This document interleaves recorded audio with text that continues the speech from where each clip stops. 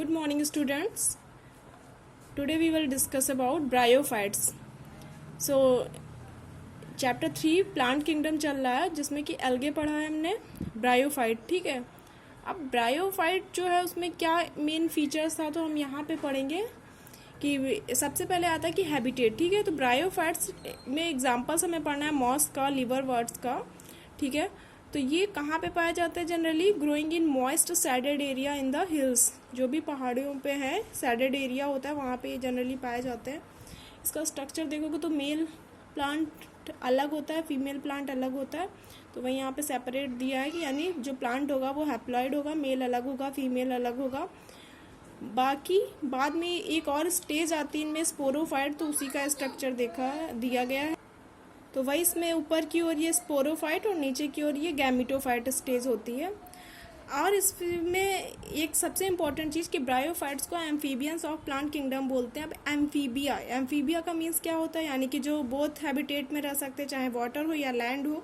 तो वही यहाँ पे पढ़ना है कि इनको क्या बोलते हैं? Amphibians of plant kingdom. क्यों? Because these plants can live in soil but are dependent on water for sexual reproduction.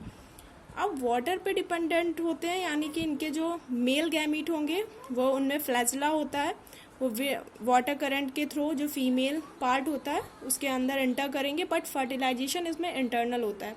Mostly बच्चे यहाँ पे कंफ्यूज हो जाते हैं. उन्हें लगता है कि जैसे फ्रॉग वगैरह में पढ़ा था एम्फीबियंस हैं तो वाटर इसेंशियल है तो इनमें फर्टिलाइजेशन भी एक्सटर्नल होगा, बट नहीं है. इनमें फर्टिलाइजेशन जो होता है वो इंटरनल होता है. ठीक है. तो जनरली ये ऐसे ही डैम्प, ह्यूमिड, सैडेड लोकेलिटीज़ में पाए जाते हैं. इसके अलावा इनका एक और इम्पॉर्टेंट फीचर है, they play an important role in the plant succession. एक यहाँ पे टॉपिक पढ़ेंगे आप कि जब कोई क्लास 12th में है, सक्सेशन मीन्स क्या होता है कि जैसे कोई कम्युनिटी रह रही है और वहाँ पे कोई नेचुरल कैलेमिटी हो गया, फ्लड हो गया, ठीक है, ड्राउट, ये कुछ भी हो गया, तो जिसकी वजह से वहाँ पे लाइफ सर्वाइव नहीं की जा सकती, पूरा सब डिस्ट्रॉय हो गया.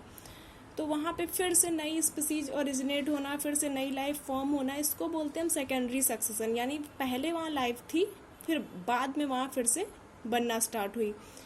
अब एक होता है प्राइमरी सक्सेशन के अंदर क्या होता है कि कोई इनफर्टाइल ज़मीन पड़ी है जहाँ पे कुछ नहीं था और सबसे पहले प्लांट स्टार्ट हो गए. तो सबसे पहले प्लांट नहीं स्टार्ट होते हैं. तो सबसे पहले जो एक इनफर्टाइल ज़मीन है उस पर जो सबसे पहले फर्स्ट ग्रोइंग प्लांट होता है वो कौन होता है? ब्रायोफाइट्स. ठीक है. तो ये पढ़ना है आपको. उसके बाद लाइकेंस आते हैं, ये सब चीज़ें. They play an important role in plant succession on bare rocks. तो खाली पड़ी रॉक्स हैं, चट्टाने हैं, तो वहाँ पे ही सबसे पहले ग्रो कर सकते हैं. अब इनकी प्लांट बॉडी जो देखोगे ब्रायोफाइट की, वो एल्गे से थोड़ा सा डेवलप हो गया है. ठीक है.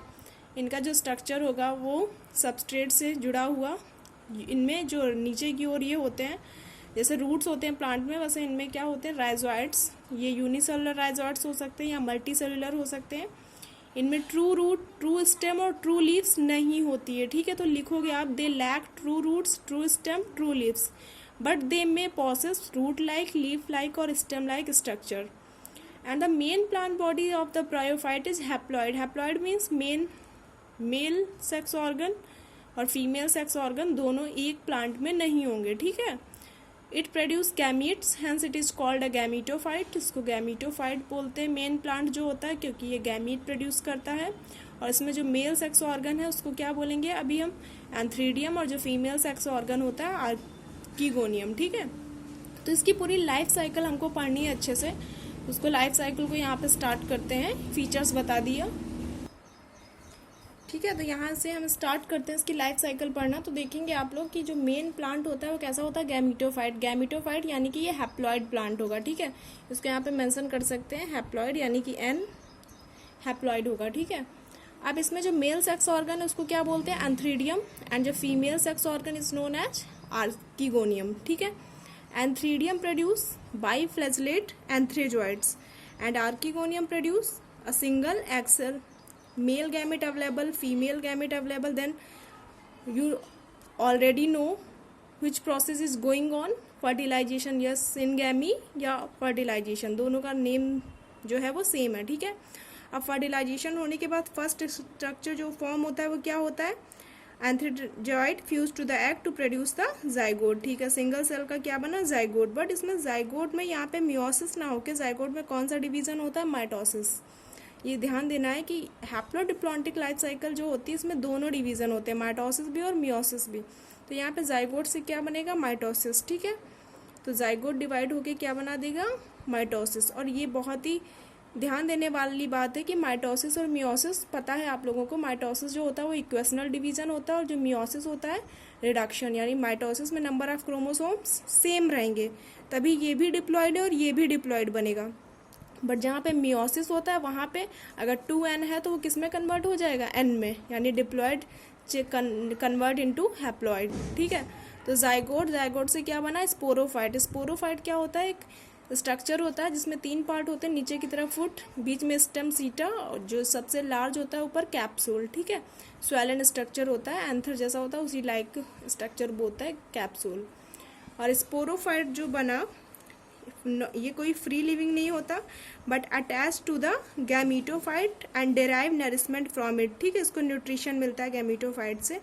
अब स्पोरोफाइट के अंदर पढ़ा कैप्सूल, कैप्सूल के अंदर कुछ सेल्स होती हैं, उनको बोलते हैं स्पोर मदर सेल्स। और जहाँ पे भी स्पोर मदर सेल्स मतलब पढ़ा भी आपने गैमिट मदर सेल्स, यानी कि डिवीजन कौन सा हो जाता है वहाँ पे, मियोसिस या रिडक्शन डिवीजन। और रिडक्शन डिवीजन होने के बाद क्या फॉर्म होते हैं, हैप्लॉइड स्पोर्स। ठीक है, एंड ये जो हैप्लॉइड स्पोर्स, हैप्लॉइड क्यों लिखा, क्योंकि यहाँ पे डिवीजन कौन सा हुआ, मियोसिस, यानी कि नंबर ऑफ क्रोमोसोम्स हाफ हो जाएंगे। फिर ऑन जर्मिनेशन जो स्पोर्स हैं वो एक नया फिर से लीफी गैमीटोफाइट जो है ब्रायोफाइट को प्रोड्यूस कर देंगे। तो इस तरह इसकी लाइफ साइकिल में 2 स्टेज आती है, एक हैप्लो और एक डिप्लो। पहली जो स्टेज है यानी यहाँ से जो स्टार्ट हुआ यहाँ तक, ये कैसा था, हैप्लो। ठीक है, फिर इसके बाद ये कुछ टाइम के लिए कैसे स्टेज आ गई, डिप्लो। तो इसीलिए इसकी साइकिल को हम बोलते हैं haplo diplontic life cycle of bryophyte. इसको अच्छे से पढ़ना है। इसके बाद कुछ चीज़ें और पढ़ लेना है इसमें कि इकोनॉमिक इम्पोर्टेंस क्या होता है ब्रायोफाइट्स का। जनरली कुछ मॉस वगैरह हैं, इसको हर्बेसियस मैमल्स खाते हैं, बर्ड्स, तो ये मतलब एज अ फूड यूज किया जाता है।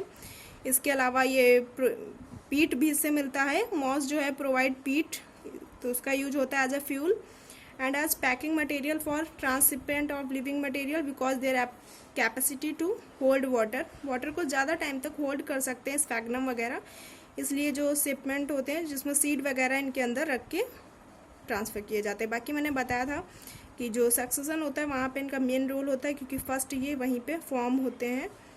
अब इसी में अंदर है कि ब्रायोफाइट्स को डिवाइड किया गया लिवोवॉल्ट और मॉसेस 2 में, तो उसमें पूरा लाइफ साइकिल आपको बताना होगा, तो पूरा आप बस यही बताओगे। ठीक है, जनरली फीचर्स सेम होते हैं, जो ब्रायोफाइट्स है वही लिवोवॉल्ट वही मॉसेस, तो इसकी लाइफ साइकिल को बहुत ही अच्छे से पढ़ लीजिएगा।